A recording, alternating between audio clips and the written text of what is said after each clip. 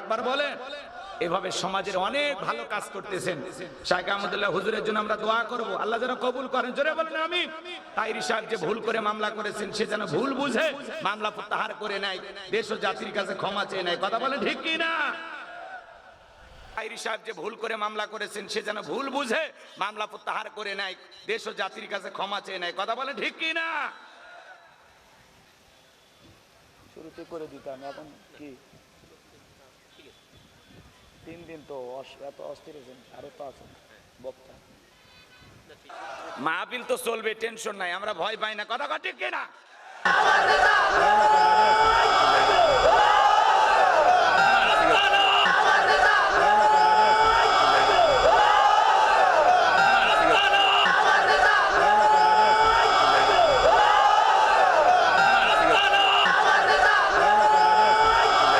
এ ভাই, একটা বাচ্চা ওঠেন, কে কষ্ট হচ্ছে আপনাদের?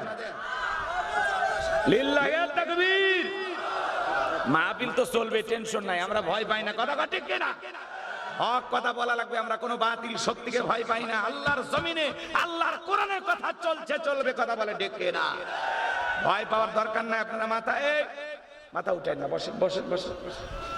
এই জন্য আজকে সমাজে দেখেন, এক বক্তা আর এক বক্তার বিরুদ্ধে কথা বলে, এক আলেম আরেক আলেমের বিরুদ্ধে কথা বলে। এই জিনিসগুলো আসলে ভালো না, এটা সমাজের মানুষ ভালোভাবে নেয় না। তাই বিষয় আপনার কেন এত লাফালাফি করা লাগবে? আপনি বয়ান করেন, ওয়াজ করেন, কোনো সমস্যা নাই। আপনি কেন শাইখ আহমদুল্লাহর মতো এত এইরকম একটা আলেমের বিরুদ্ধে আপনি কেন লাগবেন? শাইখ আহমদুল্লাহর মতো আলেম দরকার আছে, এরকম হাজারো হাজার আলেম দরকার আছে। কথা বলে ঠিক আছে? আপনি তার বিরুদ্ধে মামলা করবেন, আবার এটা নিয়ে আলোচনা হবে। আসলে এগুলো কেন করে আমরা তো নিজেরাও জানি না। সে নাকি আরো ভাইরাল হতে চায় নাকি, নানান বক্তব্য দিয়ে সবসময় তো তিনি আলোচনায় থাকেন। সেদিন দেখলাম এক বক্তব্যে বলতেছে, আমি 2.5 কোটি টাকার মালিক।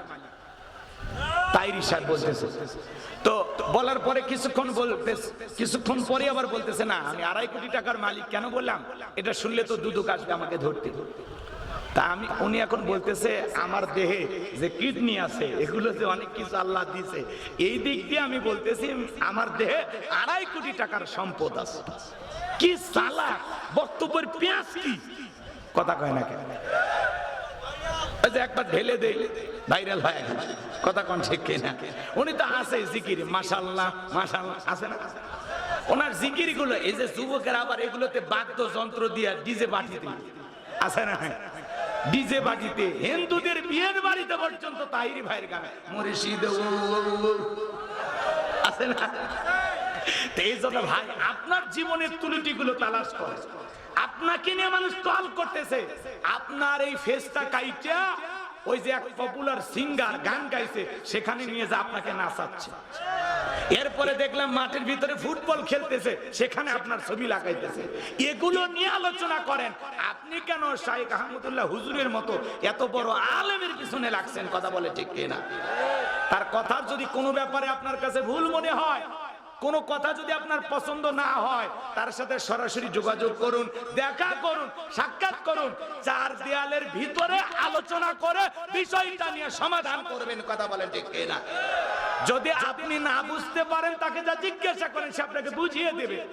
অথবা আপনার কাছে যদি বেশি জ্ঞান থাকে, তাহলে তারে যা বুঝান যে আপনার এই বক্তব্য দেয়া ভুল। কথা কোন ঠিক কিনা? ঠিক এগুলো নিয়ে মামলা কেন করবেন? আলোচনা। আপনি কেন তাকে 48 ঘন্টার আলটিমেটাম বেঁধে দিবেন আর বললেন 48 ঘন্টা পরে যদি আমার এই কথা সে যদি ক্ষমা না চায়, তার বক্তব্য যদি ফিরিয়ে না নেয়, তাহলে আমি মামলা করব। আজকে শুনলাম মামলাও হয়ে গেছে। দুঃখজনক ঘটনা। কথা বলেন ঠিক কিনা? আমরা চাই না এদেশের আর কোন আলেমের বিরুদ্ধে ষড়যন্ত্র করা হোক। কথা বলেন ঠিক কিনা? আলেমদের বিরুদ্ধে কোনো ষড়যন্ত্র মেনে নেওয়া হবে না। কথা বলেন ঠিক কিনা? হক্কানি ওলামা ইকরামদের পক্ষে কারা কারা থাকতে রাজি? 2 হাত তুলে আল্লাহকে দেখান। লিল্লাহি তাকবীর, লিল্লাহি তাকবীর। হাত নামান বাজান গো আমার। যে কথা বলতে চাচ্ছিলাম, তাহিরি সাহেবকে বলবো, আপনি ক্ষমা চেয়ে মামলাটা প্রত্যাহার করে নেন। শাইখ আহমদুল্লাহ হুজুরের পিছনে লাগবেন না। তার মতো উম্মতের দরদি আলেম দরকার, যার মাধ্যমে দিনের প্রচার হইতেছে। কথা বলেন ঠিক কিনা? আমার ভাইরা চলুন সামনের দিকে যাই। যে কথা বলতে চাচ্ছিলাম, গভীর মনোযোগ দিয়ে শুনবেন। আমাদের সমাজে তাহলে মাজার নিয়ে যারা বসে আছে, তাদেরকে কেউ টার্গেট করে না। যারা মাজারের জিকির করতেছে, বিভিন্ন ধরনের শিরকে যারা লিপ্ত আছে এদেরকে কেউ টার্গেট করে না। যারা কোরআনের হক কথা বলে, জিহাদের কথা বলে, আল্লাহর জমিনে আল্লাহর দ্বীনকে প্রতিষ্ঠিত করতে চায়, কোরআনের সমাজ কায়েম করতে চায়, তাদেরকে টার্গেট করে করে ভিতরে ঢুকানো হয়। কথা বলেন ঠিক কি না? এইবার কবিরা যখন বলেছে আগামী 3 মাসের মধ্যে মুসা নামের একটা ছেলে জন্মগ্রহণ করবে, ওর কারণে রাজত্ব পাওয়ার ক্ষমতা থাকবে না, এই কথা শোনার পরে ফিরআউনের মাথা গরম, টেনশনে পড়ে গেছে। হামানকে ডেকে বলে, হামান এইদিকে আয়। কবিরা কি বলতেছে?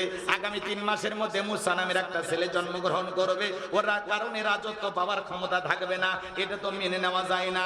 এইবার হামান ডেকে বলে, নেতা টেনশন নিবার কোনো কারণ নাই, মাইট ইজ রাইট, জোর যার মূল্য তার, পাওয়ার রাজত্ব ক্ষমতা আমাদের হাতে, আমরা যা বলবো মিশরের জনগণ তাই মানতে বাধ্য। বলে কি করতে চাও? এইবার বাজান গো আমার, হামান ডেকে বলে, নেতা যত ছেলে সন্তান জন্মগ্রহণ করবে সবাইকে জবাই করে করে দুনিয়ার বুক থেকে বিদায় করে দেব, তাহলে মুসা নামের ছেলের জন্মগ্রহণ হবে না। এই কথা শোনার পরে ফিরআউন ডেকে বলে, হামান রে আসলেই তোর মাথায় বুদ্ধি আছে, তবে শোন, ছেলেগুলোকে জবাই করবি, মেয়েগুলোকে জবাই করবি না, কারণ ছেলেদের মধ্যে আমার শত্রু আছে, মেয়েদের মধ্যে কোনো শত্রু নাই। তার মানে চোর হলে মানুষ ভালো, মোবাইল নিয়ে গেল আর সিম কার্ড খুলে দিয়ে গেল। কথা বলেন ঠিক কি না? এইবার সন্তান জবাই করা শুরু হয়ে গেল। মুসা আলাইহিস সালাম এদিক খেয়াল করেন, জন্মগ্রহণ করবে শিশু সন্তান হিসাবে, এই কথা ভেবে তারা ছোট ছোট ছেলে সন্তান হইলেই জবাই করে, হইলেই জবাই করে। মুসা মাত্র কয়জন? আরো জোরে বলেন, মুসা মাত্র একজন। আরে জালেমেরা হাজার হাজার সন্তানকে জবাই করে দুনিয়ার জমিন থেকে বিদায় করে দিল। 3 মাস অতিবাহিত হয়ে যাওয়ার পরে দবিরাকে ডেকে বলা করতো, দবিরা এইবার গবেষণা করে দেখো আমার পথের কাটা মুসা মরল না বাঁচলো। দবিরা ভাগ্য গবেষণা করে বলে, নেতা যদি বনি ইসরাইল মায়ের বুক খালি কইরা হাজার হাজার সন্তান জবাই করে দুনিয়ার জমিন থেকে বিদায় করে দিয়েছেন, কিন্তু আপনার পথের কাটা মুসা এখনো মরে নাই, মরে নাই, মায়ের কোলে জীবিত আছে, সুস্থ আছে, কিন্তু কোন বাড়িতে আছে, কোথায় আছে, এইটা বলার ক্ষমতা আমাদের নাই। বলেন আল্লাহু আকবার। মাকারাল্লাহ ওয়াল্লাহু খায়রুল মাকিরিন। খেলাকার আল্লাহ চাই মুসারে বাঁচাইতে, আর ফিরাউন চাই মারতে, আর 14 গোষ্ঠী এক জায়গায় হয়ে মারতে পারবে না। বাজান গো আমার, লম্বা হবে, লম্বা করব না, সংক্ষিপ্ত কথা বলে দিয়ে যায়। এইবার ফিরাউন ডেকে বলে, এ সেনাবাহিনীর দল চতুর্দিকে ছড়িয়ে পারো, যে জায়গায় মুসারে পাইবা ধরবার জবাই করবা যাও, এলাকায় তল্লাশি চালাও, চিরণ অভিযান চালাও। একদল সেনাবাহিনী মুসা নবীর বাড়ির দিকে রওনা করেছে। মুসা নবীর বড় বোন নাম তার মারিয়ম, ডেকে বলে, মা ওই যে ফিরাউনের সেনাবাহিনী দেখা যায় মা, আর বুঝি ভাইকে বাঁচানো গেল না, ভাইকে তুমি কই লুকিয়ে রাখবা? বাজান গো আমার, হৃদয়ের কান পেতে কথাগুলো শুনবেন। এইবার মুসা নবীর মা সন্তানকে কোলে নিয়ে এদিক সেদিক দৌড়ায়, কে যেন ইলহামের মাধ্যমে আওয়াজ দেয়, বলে, মুসার মা তোমার সন্তানটাকে চুলার ভিতরে ফেলে দাও, কথা দিলাম গো তোমার সন্তানকে আবার তোমার কোলে ফেরায় দেব। বলেন মারহাবা। এবার ফিরআউনের সেনাবাহিনী পুরো বাড়ি তল্লাশি চালালেন, সার্চ করলেন, তন্ন তন্ন করে খুঁজলেন, কোথাও কিছু পেলেন না। এইবার ফিরআউনের সেনাবাহিনী যখন চলে গেল, মুসা নবীর মা চুলার ভিতরে তাকায় দেখে মুসা নবী চুলার ভিতরে পড়ে মুস্কি মুস্কি হাসে। বলুন সুবহানাল্লাহ। এইবার সন্তানকে কোলের মধ্যে নিলেন, কে যেন ডেকে বলে, ইলহামের মাধ্যমে, ও মুসার মা আর কতদিন জালেমদের ভয়ে সন্তানটাকে লুকিয়ে রাখবা? সিন্ধুক একটা বানায়া দরিয়ার বুকে ভাসায় দাও, কথা দিলাম গো তোমার সন্তানকে তোমার কোলে ফেরা দেব। বলেন মারহাবা।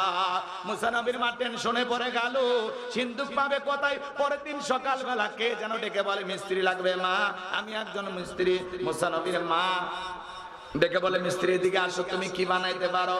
মিস্ত্রি বলে, মা আপনি যদি মনে করেন এমন একটা সিন্ধুক আপনার দরকার, যে সিন্ধুকের ভিতর আপনার সন্তানকে তুলে দরিয়ার বুকে ভাসায় দিবেন, আপনি চাইলে এরকম একটা সিন্ধুক আমি বানায় দিতে পারি। মুসা নবীর মা বলে, মিস্ত্রি তুমি তোমার মনের কথা বলেছো, এরকম একটা সিন্ধুক তো আমার দরকার। মিস্ত্রি বলে, মামার যন্ত্রপাতি আছে, ধার দেবার জন্য পানি লাগতে পারে, আবার না হলে চলবে, আপনি একটু পানি নিয়ে আসেন। মুসা নবীর মা ভিতর থেকে পানি নিয়ে এসে দেখে মিস্ত্রি সুন্দর একটা সিন্ধুক বানায়া দাঁড়িয়ে আছে।